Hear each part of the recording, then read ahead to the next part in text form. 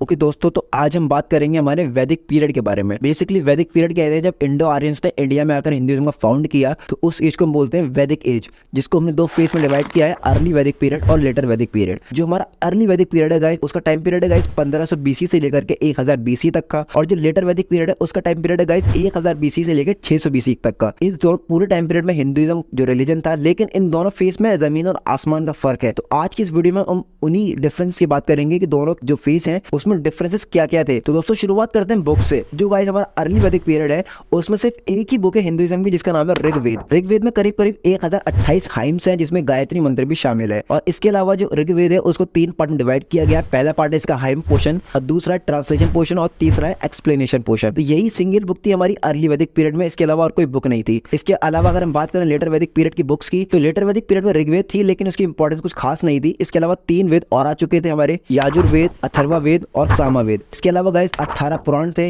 108 उपनिषद थे, और बहुत सारे उपवेद थे, वेदंगास थे, मनुस्मृति थी, और बहुत सारे सूत्र थे। अगर गाइस हम बात करें हमारे पुराणों की, तो पुराणों में हमें दिखाया गया मैटर के बारे में, सोल के बारे में और गॉड के बारे में। और उपनिषद में गाइस बताया गया origin of world and God. इसके अलावा गाइस हम बात करें उपवेद की, तो उपवेद में हमें मेडिसिन के बारे में देखने के लिए मिलता है। मेडिसिन, आयुर्वेदिक मेडिसिन जो है उनके बारे में हमें देखने के लिए मिलेगा उपवेद में। और वेदंगास में हमें बेसिक ग्रामर और जितनी भी लॉजिकल चीजें हैं ये हमें देखने के लिए मिलेंगी वेदंगा में। और अगर इसके अलावा गाइस हम बात करें मनुस्मृति की, तो मनुस्मृति में हमें जो राजा मनु है उनकी नॉलेज देखने के लिए मिलेगी। और इसके अलावा जो लास्ट बुक हमें देखने के लिए मिलते हैं सूत्र, उसमें हमें सोसाइटी के रिलीजियस कस्टम्स और रीति रिवाज ये सब देखने के लिए मिलेंगे हमें सूत्रों में। तो ये सारी किताबें थी हमारे लेटर वैदिक पीरियड की। और लेटर वैदिक पीरियड में 2 एपिक्स भी थे हमारे, रामायण और महाभारत। रामायण को लिखा है गाइस महर्षि वाल्मीकि ने, और महाभारत को लिखा है महर्षि वेद व्यास ने। और इसके अलावा गाइस अगर हम बात करें सबसे पवित्र किताब की, तो जो हमारा लेटर वैदिक पीरियड है उसकी सबसे होली बुक थी हमारी भगवत गीता, जिसमें बेसिकली नॉलेज है श्री कृष्ण की। तो गाइस ये डिफरेंस थे किताबों के। अगर इसके अलावा बात करें हम कास्ट सिस्टम की,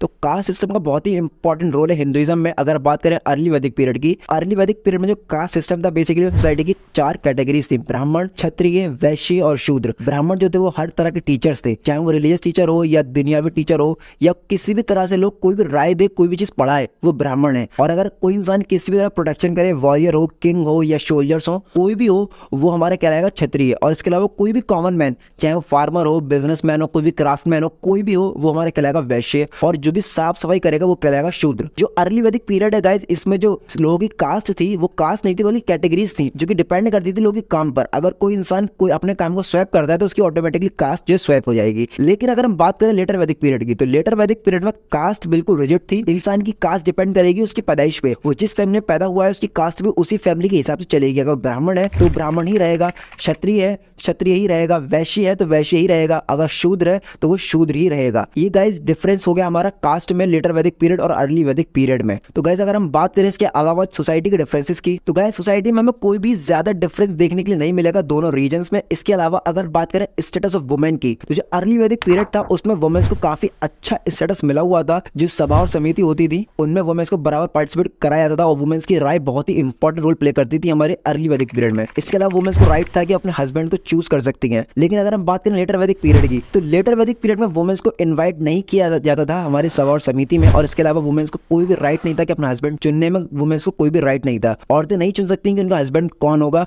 हमारे लेटर वैदिक पीरियड में। तो गाइस ये भी बहुत बड़ा डिफरेंस माना गया है हमारे अर्ली वैदिक पीरियड और लेटर वैदिक पीरियड में। इसके अलावा गाइस जो किंगशिप थी गाइस, वो हमारी डिपेंड करती थी लोगों के ऊपर। हमारे अर्ली वैदिक पीरियड में जो भी कैपेबल होगा वो किंग बनेगा, लेकिन लेटर वैदिक पीरियड में किंग का बेटा ही किंग बनेगा, ये सिस्टम रिजिड कर दिया गया। अगर गाइस के अलावा अगर हम बात करें सबसे इंपॉर्टेंट डिफरेंस की, जो है रिलीजन के मामले में, तो अर्ली वैदिक पीरियड में माना गया है कि गॉड सिंगल है, जिसने क्रिएट किया है वर्ल्ड को और प्रिजर्व करा है वर्ल्ड को और डिस्ट्रॉय करेगा वर्ल्ड, वो एक ही गॉड है।